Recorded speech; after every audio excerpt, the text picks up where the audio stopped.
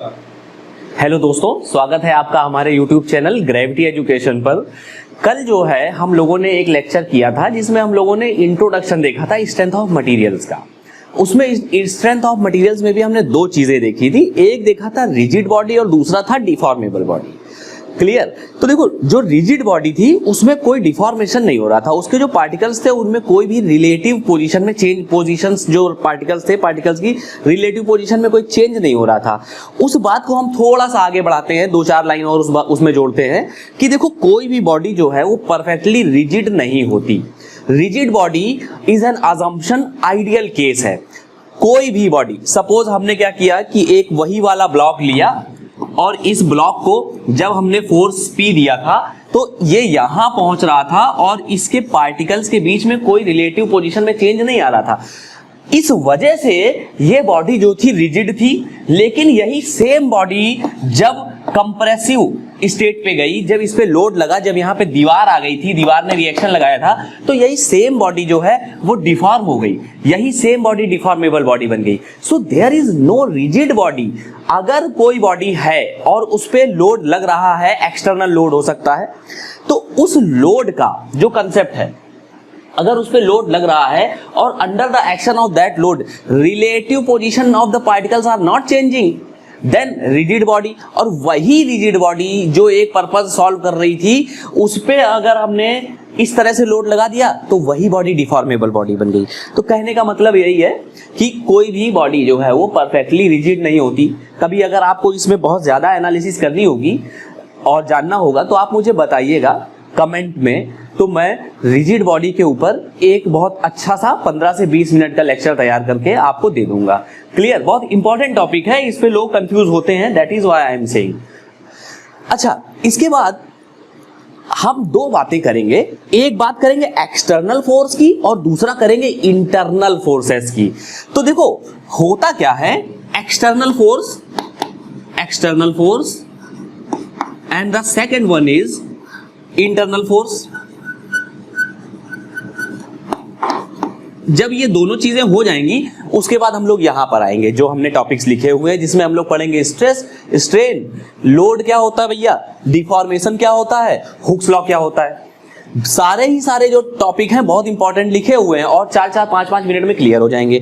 तो देखो, external force क्या होता है कि ये वाला जो लोड था ये हमने लगा दिया, बॉडी के बाहर से लग रहा है ये लोड, तो क्या हुआ, एक्सटर्नल लोड हुआ। क्लियर? यही लोड यहां पे आया, देखो ये इस तरह से, अगर हमने कोई ब्लॉक है, ये ब्लॉक है, इस ब्लॉक को हम ऐसे दबा रहे हैं, we are pushing, we are compressing this block like this. Clear? तो ये क्या हो रहा है, एक लोड यहां पे ऐसे जा रहा है और इस तरह से लोड जा रहा है, इस तरह से लोड लग रहा है। अब क्या हुआ कि जब ये लोड लग रहा है तो अंदर की तरफ एक इंटरनल रेसिस्टेंस डेवलप हो रहा है।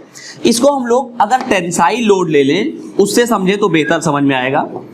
ये सपोज टेंसाइल है, इस पे हमने इसको पकड़ा और इसको खींच रहे हैं, we are giving tension load. Tension load यहां से लगा रहे हैं और यहां से टेंशन लोड लगा रहे हैं। हाँ, तो क्या हुआ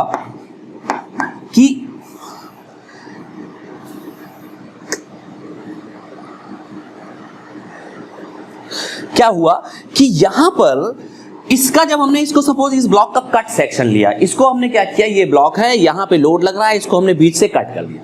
जैसे ही हमने कट किया तो इसका जो क्रॉस सेक्शनल एरिया है उसको हमने अंडर ऑब्जर्वेशन लिया, ये वाला this cross sectional area we have taken for our observation. तो देखो है क्या, ये क्रॉस सेक्शनल एरिया है, लोड यहां P लग रहा था और ये जो क्रॉस सेक्शन है इस पे इस तरफ अपोजिट डायरेक्शन में इंटरनल रेसिस्टिंग फोर्सेस लगेंगे। जो लोड P लग रहा था, P को काउंटर करने के लिए मटेरियल ने एक लोड लगाया अंदर, अपने अंदर, हाँ, कट सेक्शन पे। ये लोड कौन सा हो गया, ये लोड हो गया इंटरनल रेसिस्टिंग फोर्स। और ये इंटरनल रेसिस्टिंग फोर्स का जो कंसेप्ट था वो कहां से आया था, ये आया था जो फोर्स ऑफ अट्रैक्शन पार्टिकल्स में लग रहा था। हाँ, हम बाहर से लोड लगा रहे थे तो इन्होंने क्या किया, इन्होंने अपोजिट डायरेक्शन में अपने आप को मटेरियल ने बचाने के लिए, अपनी मजबूती बनाए रखने के लिए अपोजिट डायरेक्शन में रेसिस्टेंस डेवलप कर दिया। That internal, this is known as what, internal resisting force. And internal resisting force पता है क्या है? इंटरनल रेसिस्टिंग फोर्स ही जो है वो स्ट्रेस कहलाएगा। कुछ समय बाद आपको पता चलेगा वही जो इंटरनल रेसिस्टिंग फोर्स है वही जो है स्ट्रेस का जनक है। जो stress, internal resisting force is the father of that stress. पता चलेगा कैसे, कह सकते हैं। और यहां पर इंटरनल रेसिस्टिंग फोर्सेस के वजह से कुछ डिफॉर्मेशन भी देखने को मिलेगा पिक्चर में, कभी मिलने वाला है, पता चलेगा। ये इसको हम लोग ऐसे लिख दिया करेंगे I.R.F, ये क्या कहलाएगा? Internal resisting forces. क्लियर? तो दो चीजें हो गई, एक हो गया एक्सटर्नल फोर्सेस और एक हो गया इंटरनल फोर्सेस। इंटरनल फोर्सेस जो है वो मटेरियल की वजह से लगते हैं और एक्सटर्नल फोर्सेस हम अप्लाई करते हैं।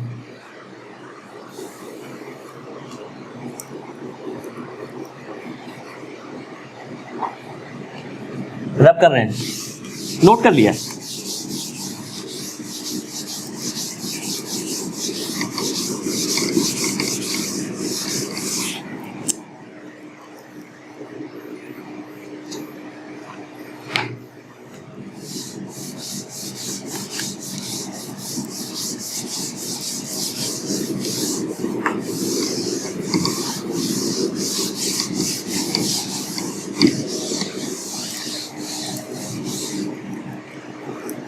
अब देखिए, जो इंटरनल रेसिस्टिंग फोर्सेस हैं उनकी स्टडी हम लोग करेंगे सोम में, जो सब्जेक्ट है हमारा। अभी मैं बताता हूं कि क्यों करेंगे। और जो एक्सटर्नल फोर्सेस हैं इनकी स्टडी जाएगी, वो कहां जाएगी? इंजीनियरिंग मैकेनिक्स में। एक पोर्शन बच गया, उसको हम बोलते हैं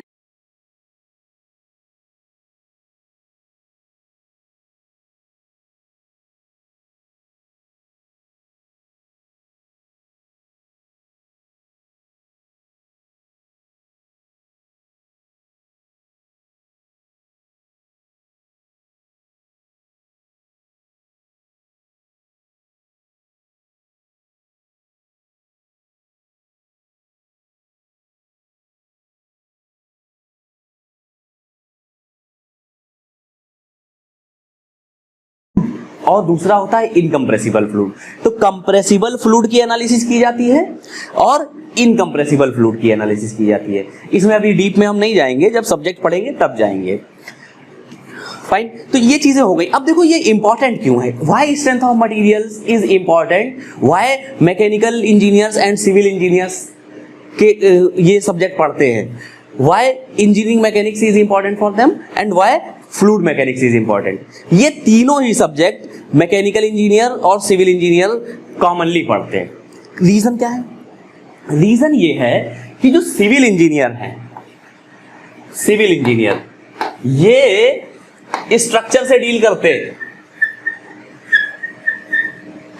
फाइन, और मैकेनिकल इंजीनियर्स जो हैं ये मशीन्स से डील करते हैं। बात समझिएगा। अभी आपको ये पता चलेगा कि आपका उद्देश्य क्या है मैकेनिकल इंजीनियरिंग पढ़ने का। सिविल इंजीनियर्स स्ट्रक्चर से डील करते हैं। अब स्ट्रक्चर का क्या मतलब हुआ? स्ट्रक्चर का ये मतलब हुआ कि सपोज एक ब्लॉक है, एक सपोज ब्रिज है, एक इस तरह का ब्रिज जो है बनाना है। जैसे अभी कानपुर में मेट्रो का काम चल रहा है, कानपुर मेट्रो रेल कॉर्पोरेशन जो है वो ऐसे कर रहा है, काम मेट्रो बनवा रहा है, ठीक। तो वहां पे जब हम देखेंगे तो ब्रिजेस जो है वो बन रहे हैं और उनके नीचे क्या है, इस तरह के पिलर्स लगे हुए हैं और इन पिलर्स ने इन ब्रिजेस, इस ब्रिज को साध रखा है, साधारण भाषा में कहें तो देखो यहां पे क्या है कि एक ट्रेन, मेट्रो की ट्रेन होगी, वो चलेगी यहां आकर के, ठीक। इससे क्या होगा कि इस पे एक लोड आएगा, फाइन।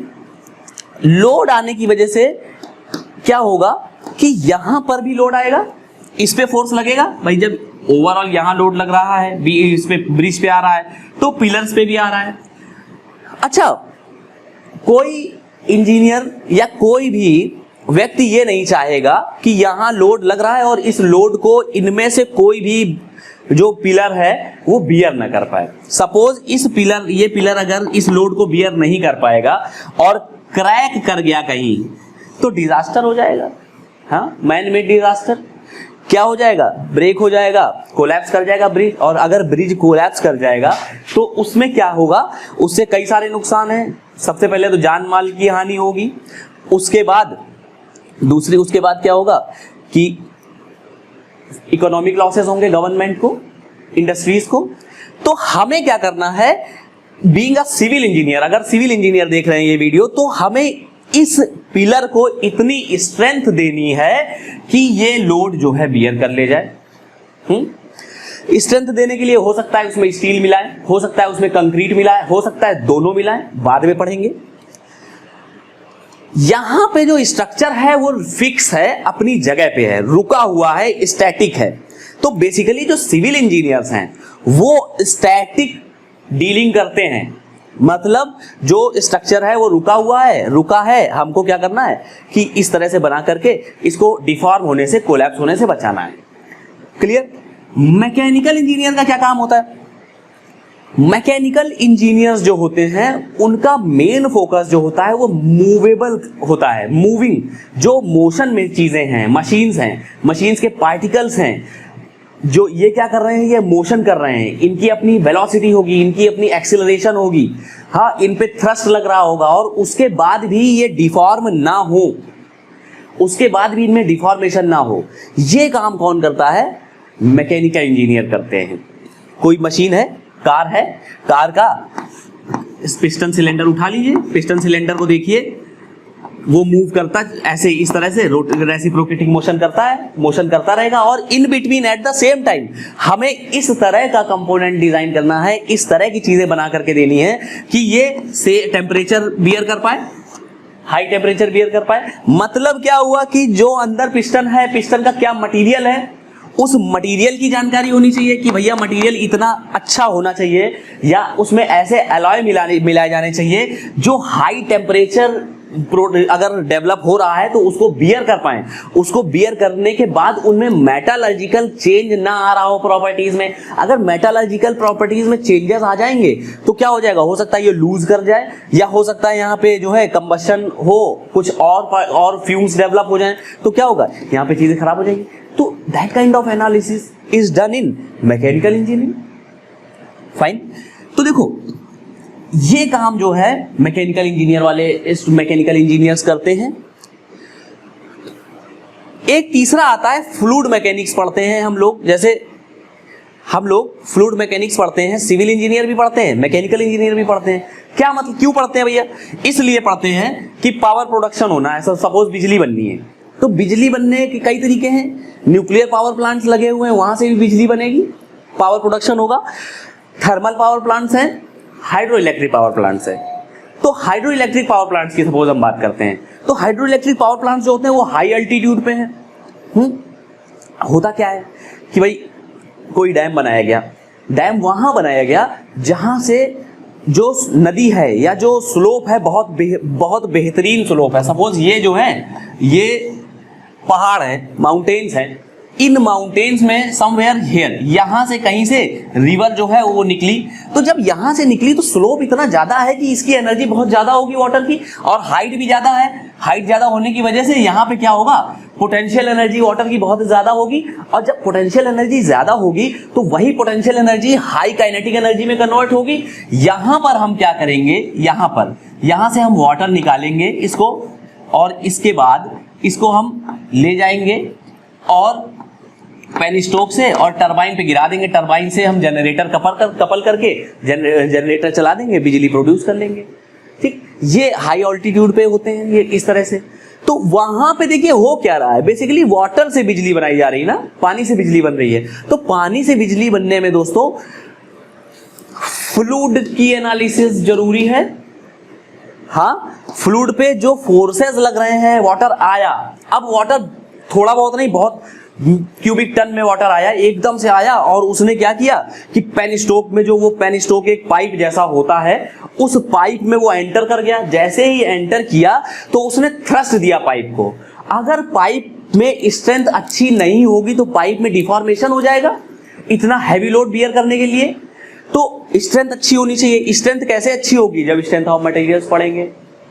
अब लोग कहते हैं, जैसे बहुत सारे लोग होंगे, जैसे नॉर्मली बातचीत में यार ऐसा होता है कि हम लोग जब इंजीनियर बन जाते हैं उसके बाद चले गए अपना ड्यूटी करने, कहाँ? पता चला वो भैया थर्मल पावर प्लांट में है, एनटीपीसी में, ठीक, वो कहाँ है? बीएचईएल में है। एक भाई और कहाँ है? वो जो है national hydro electric power plant में, बड़ी अच्छी बात है, एनएचपीसी में। लेकिन उनसे किसी उनसे जो छोटा उनका साथी है, भाई है, स्टूडेंट है, उसने पूछा कि सर ये बताइए भैया, ये बताइए क्या इंजीनियरिंग की जरूरत पड़ती है वहां पे? क्या इंजीनियरिंग की जरूरत पड़ती है वहां पर? बहुत बेसिक क्वेश्चन होता है। और ये सभी लोग जो पढ़ते हैं, जिस समय जब एग्जाम क्वालिफाई करने के लिए पढ़ते हैं, इतना जबरदस्त पढ़ाई करते हैं, 10-10, 12-12, 14-14 घंटे निकालते हैं, उसके बाद फिर वो ये सोचते हैं कि यार क्या सही में जरूरी होगी इंजीनियरिंग वहां पे या नहीं होगी? एक बार नौकरी पाने के बाद फिर क्या होगा? तो देखिए, एक बार जॉब में जाने के बाद, सर्विसेज में जाने के बाद, आपको अगर अच्छे से ग्रो करना है अपने इंस्टीट्यूशन में, जहां पे भी आप जॉब में हो वहां पर, तो आपको अपने कोर फील्ड का नॉलेज होना चाहिए। अगर आपको नॉलेज नहीं होगा तो बहुत टेक्निकल ग्लिचेस आएंगे रास्ते में। जब आप जॉब परफॉर्म कर रहे होगे तो दूसरे लोग जो हैं, जो आपसे लोअर कैडर में होंगे या अपर कैडर में होंगे, वो आपसे लोअर कैडर वालों को आपको समझाना पड़ेगा, अपर कैडर वाले आपसे रिपोर्टिंग मांगेंगे। हाँ, तो आपको पता होना चाहिए कि भैया एक्चुअल में मटेरियल कौन सा है, किस मटेरियल का ये बन रहा है। कोई ब्रिज है, उस ब्रिज में लो कार्बन स्टील लग रहा है कि हाई कार्बन स्टील लग रहा है, हाँ, या उसमें कोई अलॉय कंपोनेंट भी लग रहा है। अगर ये नहीं पता होगा तो जो कॉन्ट्रैक्टर होते हैं, जो काम करते हैं, दे आर हाईली एक्सपीरियंस्ड, उनके पास 25-25 साल, 30-30 साल का एक्सपीरियंस होता है, और आप जॉब में जाते हो नए। हाँ, कितने? 23 होगी एज, 24, 25 होगी, 30 होगी, ठीक। तो उस स्थिति में क्या होगा कि जब वो समझ जाएंगे आपको कि आपके पास नॉलेज की कमी है या आपको उतना अच्छे से चीजें नहीं पता हैं, तो वो क्या करेंगे ना, घुमा देंगे। उसके बाद जो है अपना वो क्या कर लेंगे, इकोनॉमिक जो है फायदा कर लेंगे। आप समझ रहे हो? तो अगर आपको अपनी सर्विसेज अच्छे से परफॉर्म करनी है तो अभी पढ़ना पड़ेगा, और आगे थ्रू आउट द लाइफ एक बार आप पढ़ लेंगे, आपने वो काम सीख लिया, उसके बाद फिर कोई दिक्कत नहीं है। लेकिन वो काम आप तभी सीख पाएंगे जब आपके बेसिक कॉन्सेप्ट जो है मैकेनिकल इंजीनियरिंग के या सिविल के या जो भी ब्रांच है उसके मजबूत होंगे। ये बात आप याद रखना। तो कभी ये मत सोचना कि ये पढ़ाई जो है ये खराब जानी है। क्लियर? अब देखो, यहाँ पे वही से बात कर रहे थे कि भैया ये यहाँ से पानी आ रहा है, पानी आया, पानी पेन स्टोक पे गया, पेन स्टोक पे क्या हुआ कि बहुत तेज जो है इसका इम्पैक्ट आया, इम्पैक्ट लोड आया, उसके बाद ये ब्रेक कर गया। अब ये ब्रेक कर गया तो यहाँ के गांव बह जाएंगे, सारे के सारे गांव बह जाएंगे। ऐसी घटनाएं, डिजास्टर हो जाते हैं कभी कभी। तो क्या करना है, अगर यहाँ पे इंजीनियर होगा, इंजीनियर से जो है कॉन्ट्रैक्टर कहेगा कि सर पेन स्टोक का डाया हम इतना रखें और थिकनेस इतनी रख दें, तो इंजीनियर जो जिसने पढ़ा लिखा होगा अच्छे से, वो कहेगा नहीं नहीं, इसकी स्ट्रेंथ बढ़ाइए, आप फैक्टर ऑफ सेफ्टी बढ़ाइए, हमें जो है ना इसमें लॉसेस नहीं चाहिए। अगर पैसा जो है वो पूरा का पूरा आप इन्वेस्ट करिए। हाँ, अगर आपको नॉलेज नहीं होगा या कम नॉलेज होगा तो यहाँ पे चांसेस हैं कि ब्रेक कर जाए चीजें, ठीक, ब्रेक कर जाए तो फिर वो नुकसान हो जाएगा। क्लियर? साउंड नॉलेज होना चाहिए। चलो, ये तो हो गई सब ज्ञान की बातें। तो ये बात हो गई यहाँ पे इस तरह से फ्लूइड मैकेनिक्स की। अब देखिए, जो मेन कंसेप्ट हैं, जो चीजें हैं, उनके बारे में हम आज बात करते हैं। जो ये ऊपर नाम लिखे हुए हैं, स्ट्रेस, स्ट्रेन, लोड, डिफॉर्मेशन और हुक्स।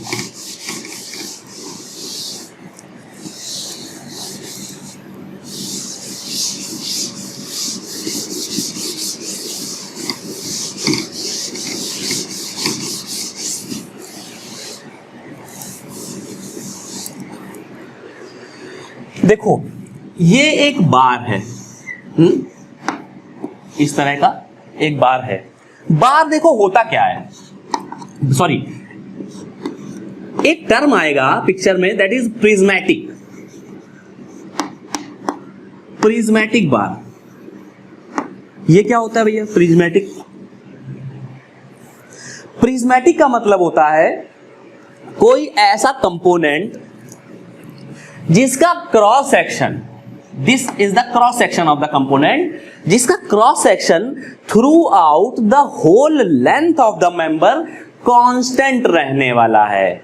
सपोज हमने एक इस तरह का बार लिया, हाँ ये बार लिया इस तरह का, क्या ये प्रिज्मेटिक बार है? तो आंसर होगा आपका नहीं, ये प्रिज्मेटिक बार नहीं है। क्यों नहीं है? क्योंकि throughout the whole length of the member from left side to right side, moving from left side to right side, there is a change in cross sectional area, and if there is a change taking place in cross sectional area, then that bar is not a prismatic bar, because prismatic bar क्या होते हैं? Throughout the whole length of the member, cross section will remains constant. Cross sectional area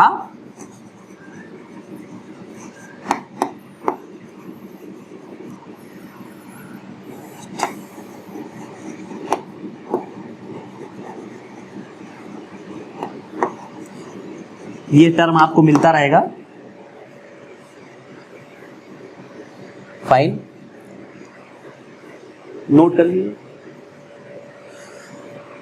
prismatic bar, non prismatic बार, ये हो गया prismatic बार। Sorry ये मैंने रब कर दिया, ये नहीं रब करना था, बना देता हूं दोबारा से।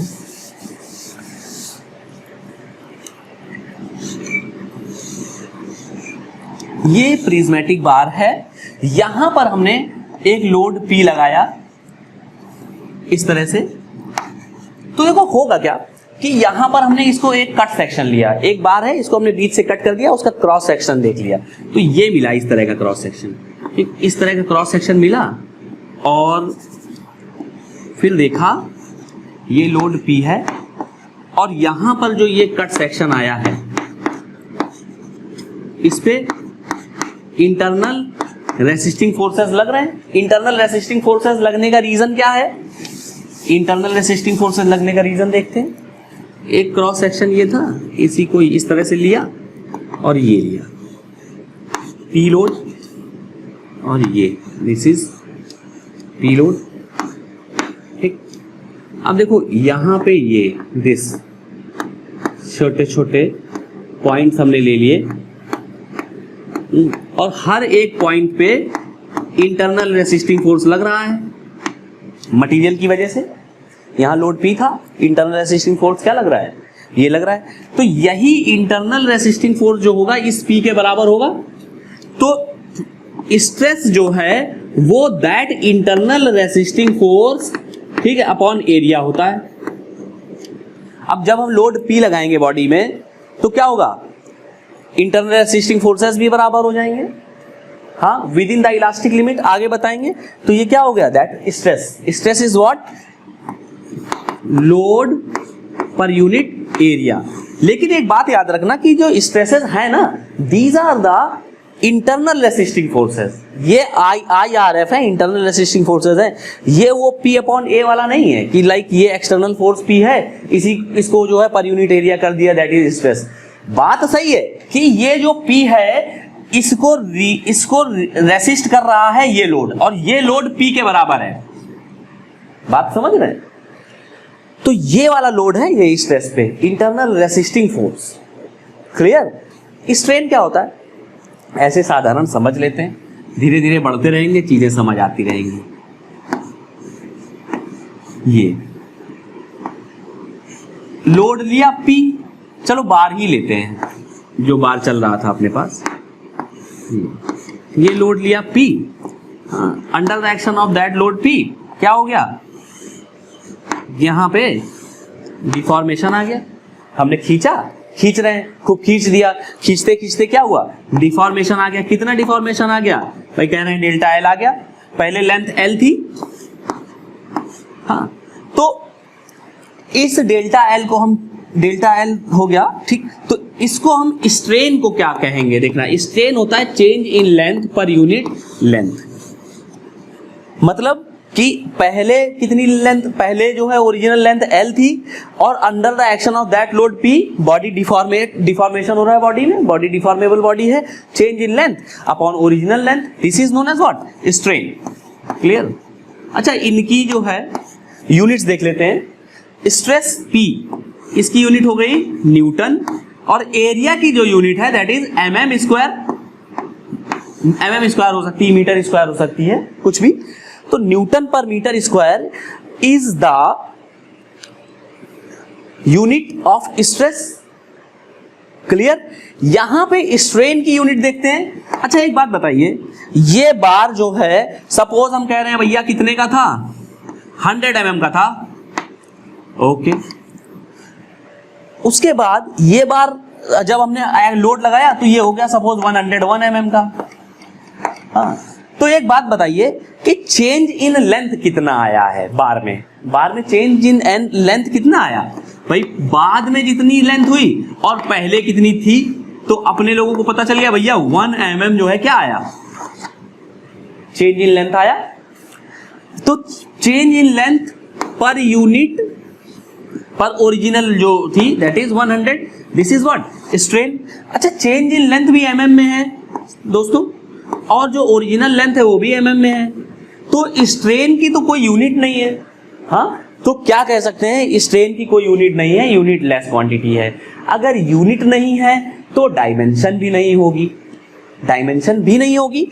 इसकी क्या डायमेंशन निकाल सकते हैं आप लोग, न्यूटन पर mm स्क्वायर करके इसका स्ट्रेस की डायमेंशन, स्ट्रेस की डायमेंशन आप लोग निकालेंगे, और अगर मन करे तो कमेंट बॉक्स में लिख दीजिएगा कि सर ये जो है स्ट्रेस की डायमेंशन होती है।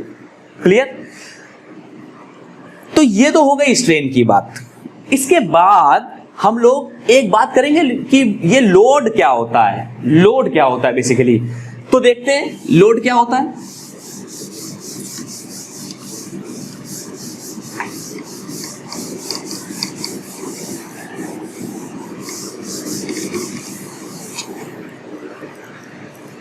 क्या बहुत वाइट आ रहा है बोर्ड स्क्रीन पे? कोई नहीं, कोई नहीं, कोई नहीं।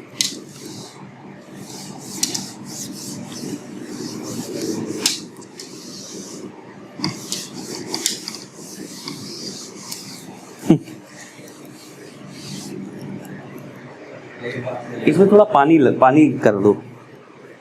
अब देखो लोड क्या है।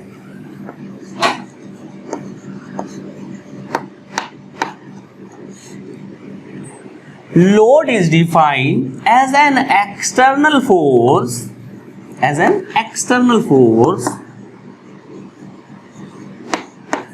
or couple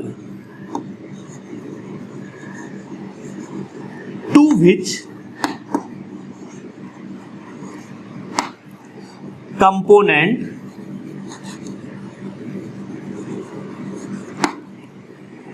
is subjected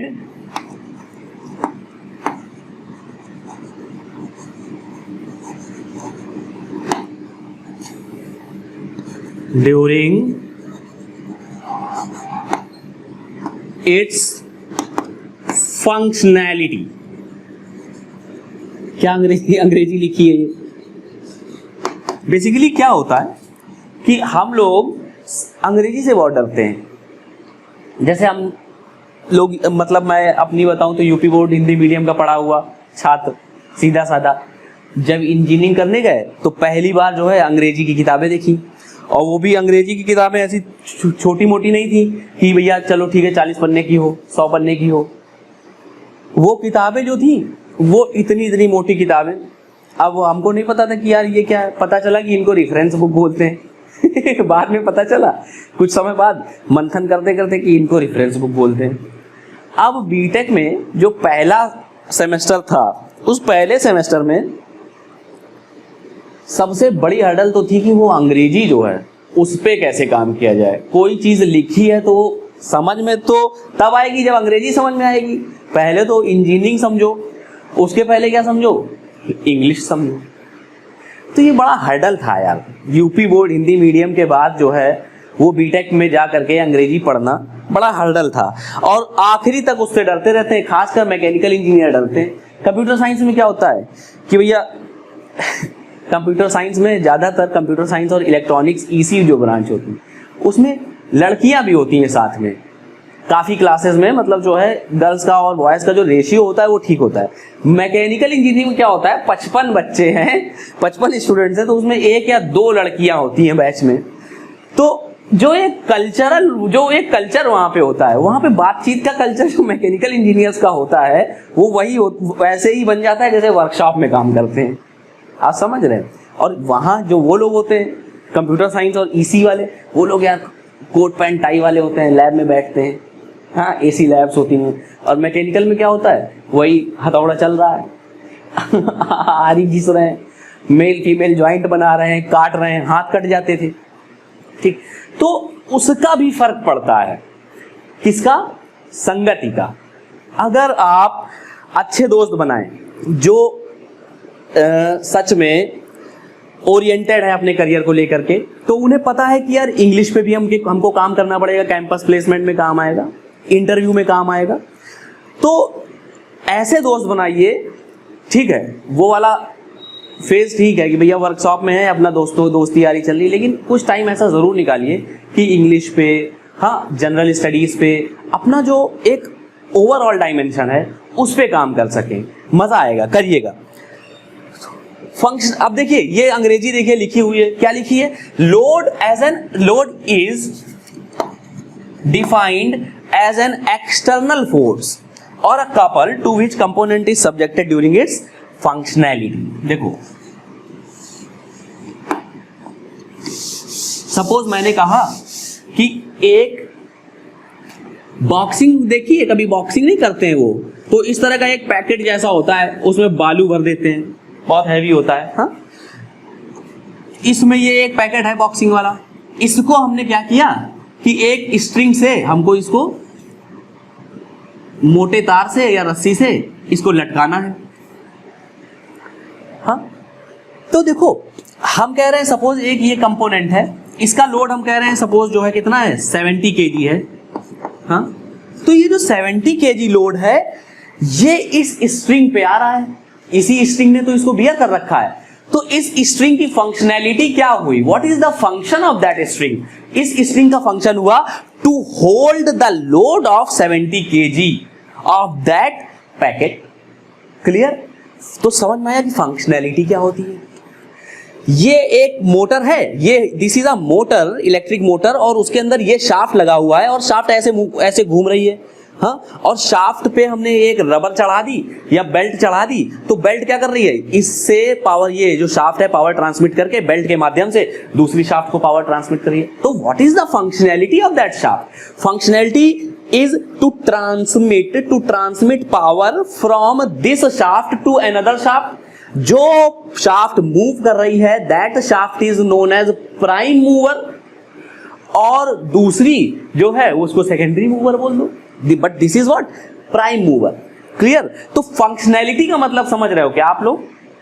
देखो these are the clamps on the board, ये बोर्ड पे क्लैंप्स लगे हुए हैं। इनका क्या फंक्शन है? इनका फंक्शन है कि ये बोर्ड के लोड को होल्ड कर रहे हैं। Every component is having some functionality. Clear? आपको एक इंजीनियर होने के नाते ये समझना होगा कि इस जो कंपोनेंट है इसकी फंक्शनैलिटी है क्या। 70 kg लोड, यहाँ पे टेंशन फोर्स आएगा। अब अगर यहाँ पे 70 kg लोड लगाने के लिए धागा जो नहीं होता जिससे कपड़े सिले जाते हैं, उस धागे से इसको जो है आप क्या करेंगे, बांध देंगे। Is it possible? This is not possible. क्यों नहीं पॉसिबल है? क्योंकि भैया उसकी अपनी एक स्ट्रेंथ है, वही स्ट्रेंथ जो हमने पिछले लेक्चर में बात की थी, ठीक। तो उसकी अपनी एक स्ट्रेंथ है, उस स्ट्रेंथ से ज्यादा वो बियर नहीं कर सकता लोड। हाँ, फंक्शनैलिटी क्या हो गई, 0 हो गई, वो आउट ऑफ यूज हो गया। तो क्या करो, ऐसा करो कि 10 धागे जोड़ो, 20 जोड़ो, 50 धागे जोड़ो। 50 जोड़े, आपको क्या मिल गई, एक मोटी सी रस्सी मिल गई 100 धागों में या 1000 धागों में। हाँ, ये हो सकता है कि 1000 धागों में या 1 लाख धागे के रेशे हैं फाइबर्स, उससे आपने रस्सी बनाई, वो ये काम कर ले जाएगा। क्यों? क्योंकि उसके पास स्ट्रेंथ अच्छी है, उसका डाया ज्यादा है, मटेरियल ज्यादा है जो इस लोड को बियर करेगा। क्लियर? मैं बात कर रहा था फंक्शनैलिटी की, उसकी फंक्शनैलिटी समझे? हाँ, 70 kg एक्सटर्नल लोड था जो इस पे लग रहा है। हाँ,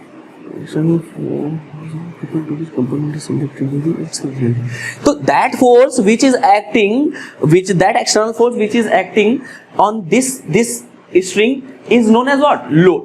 यही क्या है? लोड है। अब एक शाफ्ट है, शाफ्ट पे हमने क्या किया, इस पे हमने इसको हम ट्विस्टिंग दे रहे हैं, ऐसे घुमाने का प्रयास कर रहे हैं। इसको जब हम घुमा रहे हैं तो ये शाफ्ट जो है क्या कर रही है, एक ट्विस्टिंग मोमेंट बियर कर रही है। आगे बताएंगे ट्विस्टिंग मोमेंट क्या होता है। तो ट्विस्टिंग मोमेंट बियर कर रही है, यही ट्विस्टिंग मोमेंट इस शाफ्ट के लिए क्या हो गया? लोड हो गया। तो आई थिंक आपको लोड समझ में आ गया। अच्छी बात है, फाइन। अच्छा, ये सारी चीजें ना नोट करते चलो साथ साथ। जब आप ये कंप्लीट हो जाएगा तो आप देखेंगे कि बहुत अच्छे खासे नोट्स तैयार हो गए हैं, और यही नोट्स ना आपके लिए संजीवनी बन जाएंगे।